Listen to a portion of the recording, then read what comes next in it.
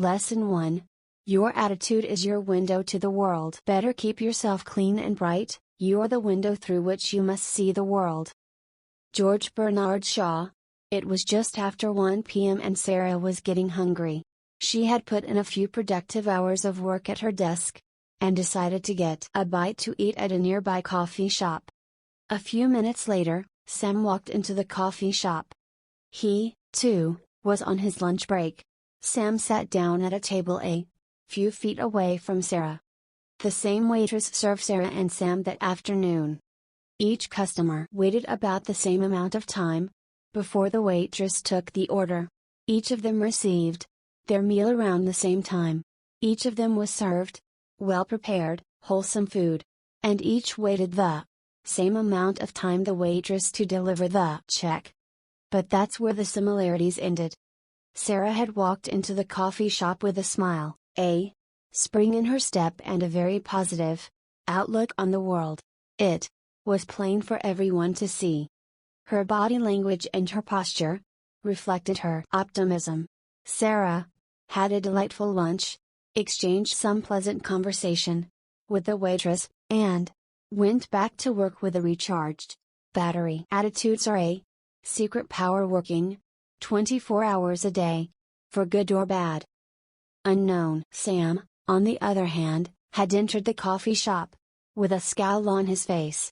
He looked like he'd been sucking on sour pickles all morning. He was hunched over and tense. His body language cried out, "Stay away from me." He was annoyed when the waitress didn't take his order immediately. He was annoyed at how long it took for his meal to arrive. He complained about the food, and was furious when he didn't get his check right away. Why did Sarah and Sam have such different experiences in the coffee shop? Remember that each was treated in exactly the same way. It comes down to this: Sarah sees the world with a positive attitude. Sam sees the world with a negative attitude. A definition of attitude: think of your attitude as the mental filter through which you experience the world. Some people see the world through the filter of optimism, the glass being half full, while others see life through a filter of pessimism, the glass being half empty. Let me give you some examples to explain the difference between a positive attitude and a negative attitude. The person with the negative attitude thinks "I can't." The person with the positive attitude thinks "I can." The person with the negative attitude dwells on problems. The person with the positive attitude concentrates on solutions. The person with the negative attitude finds fault with others. The person with the positive attitude looks for the good in others. The person with the negative attitude focuses on what's missing. The person with the positive attitude counts his or her blessings. The person with the negative attitude sees limitations. The person with the positive attitude sees possibilities. I could go on and on with examples, but I'm sure you get the idea. When I talk to audiences about attitude, I often like to use word pictures. They help people to understand and remember what I said. Let me paint this picture for you. Your attitude is your window to the world. Everyone starts with a clean mental window. You can't always control circumstances, but you can control your own thoughts. Charles Popplestone. Let's take a few moments to discuss why I say that your attitude is your window to the world. We all start out in life with a good attitude, or, should I say, a clean mental window. Just watch young children. They're always laughing and giggling. They have a sunny disposition. They love to explore new things. Consider the attitude of a child who's learning to walk. When he stumbles and falls down, what does he do? I'll tell you what he doesn't do. He doesn't frown or blame the carpet. He doesn't point fingers at his mother or father for giving him lousy instructions. He doesn't quit. Oh, no. He smiles, gets up again and makes another attempt. And another. He keeps going for weeks and weeks with a positive attitude until he gets it right. His window is squeaky clean, and he feels like he can conquer the world. But as you know, There comes a point where life starts throwing some dirt at our windows. And here's what happens. Our windows get splattered by criticism from parents and teachers. Our windows get smudged by ridicule from peers. Our windows get smeared by rejection. Our windows get soiled by disappointments. Our windows get clouded by doubt. The problem is, the dirt keeps building up, and all too many people do nothing about it. They continue to go through life with a filthy window. They lose their enthusiasm. They get frustrated and depressed. And most tragically, they give up on their dreams, all because they failed to clean their attitude window. That's the road I was traveling down. I had a dirty window when I was an attorney. And the longer I stayed in that field, the filthier my window got. I saw no possibilities. How could I? My window was splattered with the mud of negativity. Wash your window.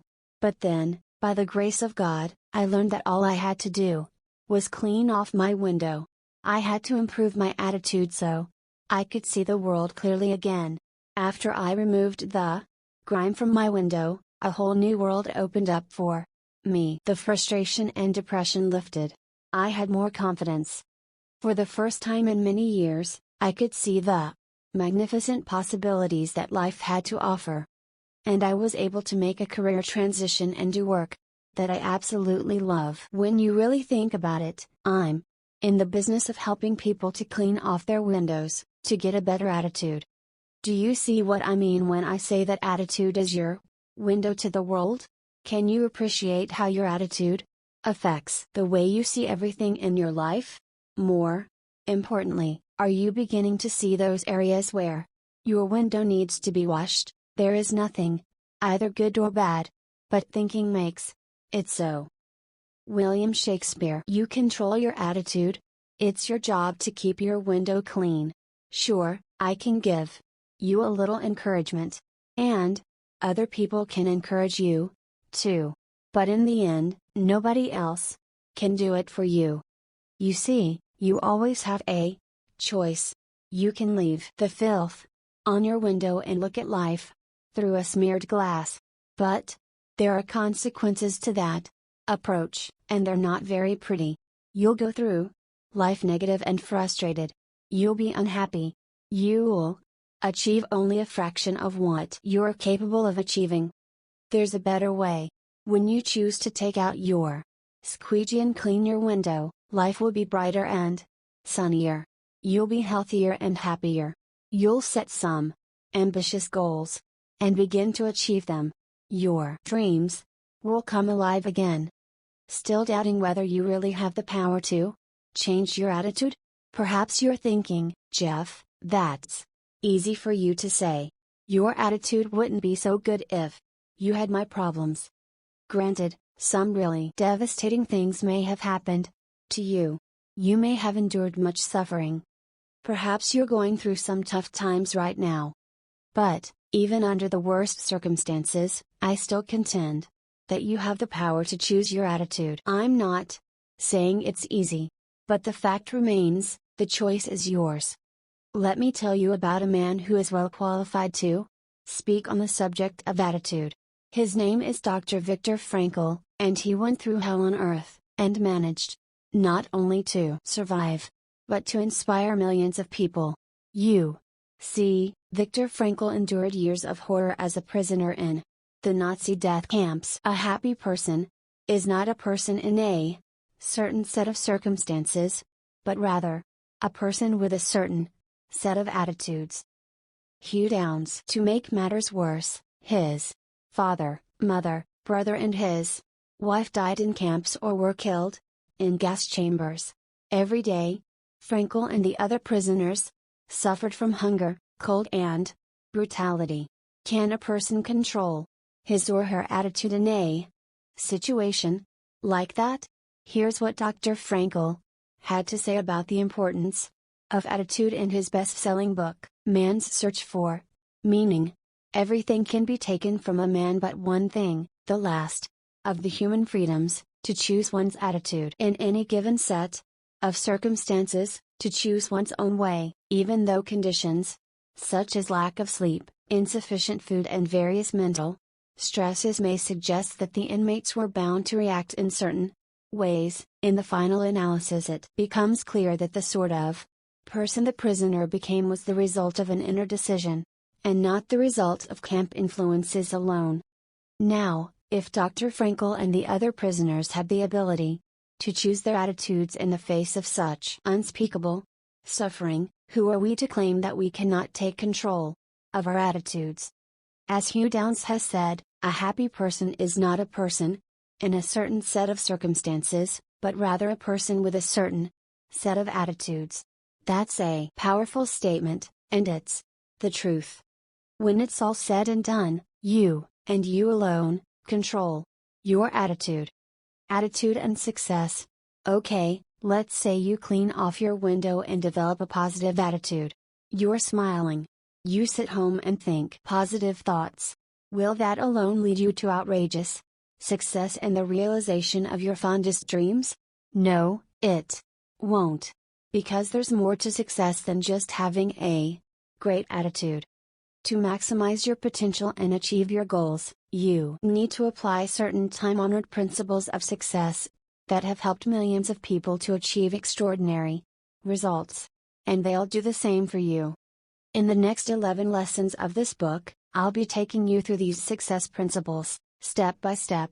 You'll learn about confronting your fears, overcoming adversity, harnessing the power of commitment, and much, much more. You'll get the information and inspiration you need to start living the life you've always dreamed about. Still, you may be wondering, what do these success principles have to do with attitude? In a word, everything. That's why I say attitude is everything.